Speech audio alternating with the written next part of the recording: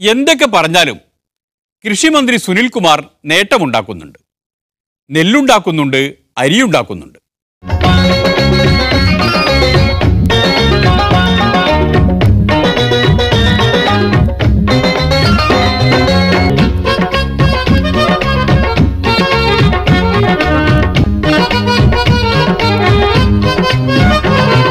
സുനിൽകുമാറിന്റെ വാശി കൊണ്ട് വിത്തെറിഞ്ഞ മെത്രാൻ കായലിലെ നെല്ലിന്റെ അരിയാണിത്. വിത്തെറിയാൻ വന്നപ്പോൾ ഭൂമാഫിയ കളിച്ച കളി ഭയങ്കരമായിരുന്നു. അപ്പൊ അതൊരു വെല്ലുവിളിയായി ജനങ്ങളാണ് ഏറ്റെടുത്തത്. ആ ജനങ്ങൾക്ക് ആ നേട്ടം അതിന്റെ പേരിൽ ഒരുപാട് പ്രയാസങ്ങൾ ഉണ്ടായിട്ടുണ്ട്. ആ പ്രയാസങ്ങൾക്ക് അതിജീവിച്ചിട്ടാണ് ആ കൃഷിക്കാരോട് കൃഷി ചെയ്തത്. ആ കൃഷി ചെയ്ത നെല്ല് നല്ല വിളവുണ്ടായി. ആ നെല്ല് നമ്മുടെ ഓയിൽ പാമിനെ എടുപ്പിക്കാൻ വേണ്ടി കൃഷി വകുപ്പ് തീരുമാനിച്ചു. കാരണം സപ്ലൈക്ക് കൊടുക്കുന്നതിൽ ബുദ്ധിമുട്ടുണ്ടായിരുന്നു. ഓയിൽ പാമിനെ കൊണ്ട് എടുപ്പിച്ചു. ഓയിൽ പാമിനോട് എടുപ്പിച്ചപ്പോൾ ഞങ്ങൾ കാര്യം തീരുമാനിച്ചു, ഇതൊരു വെല്ലുവിളിയോടുകൂടി ഉണ്ടാക്കിയിട്ടുള്ള നെല്ലായതുകൊണ്ട് ആ നെല്ല് അരിയാക്കി ബ്രാൻഡ് ചെയ്ത് വെക്കാൻ തീരുമാനിച്ചു. മെത്രാകായൽ അരി എന്ന പേരിൽ ബ്രാൻഡാക്കി വെക്കാൻ തീരുമാനിച്ചതിനാണ്.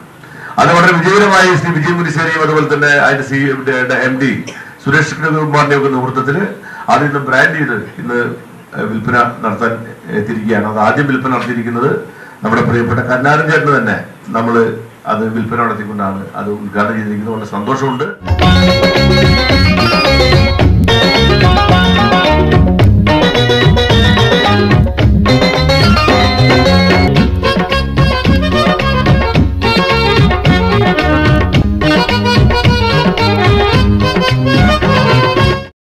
അരിയുണ്ടാക്കും മന്ത്രിയെ കൊണ്ടൊരു കുറ്റം പറയാൻ കാണുവാനില്ല എന്ന മട്ടിലാണ് പ്രതിപക്ഷം.